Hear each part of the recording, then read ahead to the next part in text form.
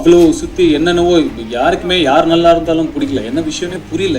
என்னப்பா அவங்கவுங்க உழைக்கிறாங்க, அவங்கவுங்க நல்லா இருக்காங்க, அவ்வளோதான். வாழுங்க, வாழ விடுங்க, சிம்பிள்.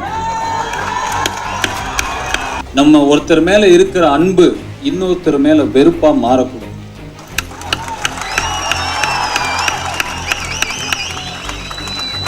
அப்படி மாறுனா அதுக்கு அர்த்தமே இல்லை, அந்த எமோஷனுக்கு அர்த்தமே கிடையாது.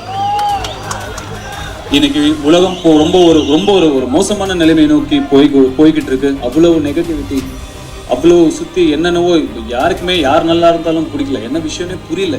என்னப்பா அவங்கவுங்க உழைக்கிறாங்க, அவங்கவுங்க நல்லா இருக்காங்க, அவ்வளோதான். வாழுங்க, வாழ விடுங்க, சிம்பிள். யாரையும் வெறுக்க வேண்டிய அவசியமே கிடையாது. ஒருத்தர் இன்னொருத்தர் ஏன் வெறுக்கணும்? ஒருத்தர் பிடிச்சிருக்கா கொண்டாடுங்க, பிடிக்கலையா தள்ளிக்கோங்க, அவ்வளவுதான், சிம்பிள். இது பெரிய ராஜதந்திரம் எல்லாம் கிடையாது. தனுஷ் சார், நீங்களும் வாழுங்க, எங்களையும் வாழ விடுங்கன்னு இப்போ விக்னேஷ் சிவன் ஒரு பதிவு போட்டிருக்காரு. வாழுங்க, வாழ விடுங்க, சிம்பிள். தனுஷ், விக்னேஷ் சிவன், நயன்தாரா இவங்களுடைய பிரச்சனை தாங்க இன்னைக்கு ஹாட் டாபிக்கா போயிட்டு இருக்கு. நயன்தாரா ஒரு ஓப்பன் லெட்டரே தனுஷ்காக எழுதியிருக்காங்க.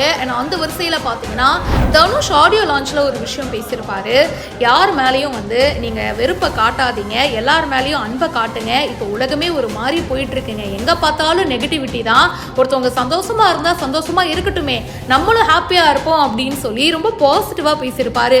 அந்த ஒரு கிளிப்பை விக்னேஷ் சிவன் ஷேர் பண்ணி வாழ விடு, இதுதான் நாங்க சொல்றோம், லவ் ஸ்ப்ரெட் பண்ணுங்க, ஓம் நம சிவாயா. இவரு பேசுறத எல்லாத்தையும் நம்புற சில டை ஹார்ட் ஃபேன்ஸ் இவருக்காக இருக்காங்க.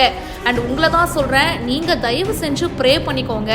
சில பேர்லாம் திருந்தணுங்க, மாறணும், மற்றவங்களோட சந்தோஷத்தை பார்த்து அவங்களும் சந்தோஷப்பட கத்துக்கணும்னு இப்போ விக்னேஷ் சிவன் ஷேர் பண்ணியிருக்காரு. தனுஷோட வீடியோவை போட்டு தனுஷுக்கும் அவங்களுக்கும் பிரச்சனை அப்படின்றதையும் வெளியில பகிரங்கமா சொல்லியிருக்காங்க. அப்போ இந்த ஸ்டேட்மெண்ட்டும் தனுஷுக்கு தானே அப்படின்னு நிறைய ஃபேன்ஸ் கமெண்ட் பண்ணிட்டு இருக்காங்க. நல்லா தானப்பா இருந்தாங்க, இப்போ என்ன ஆச்சு அப்படின்ற மாதிரி ஃபேன்ஸ் ஒரு பக்கம் குழப்பத்தில் இருக்காங்க. இதை பற்றி உங்களுடைய கருத்து என்ன? நயன்தாரா இப்படி ஓப்பனாகவே சொல்லியிருக்காங்க, இதை பற்றி நீங்கள் என்ன நினைக்கிறீங்க? இந்த 2024ஆம் ஆண்டு இன்னும் என்னெல்லாம் ட்விஸ்ட் இருக்குன்னு தெரியலையே. கமெண்ட் பாக்ஸில் மறக்காமல் பிரியா என் கூட ஷேர் பண்ணுங்கள். மேலும் பல இன்ட்ரெஸ்டிங்கான விஷயங்களுக்கு இப்போவே பிஹைண்ட் ரூட்ஸை ஃபாலோ பண்ணுங்கள்.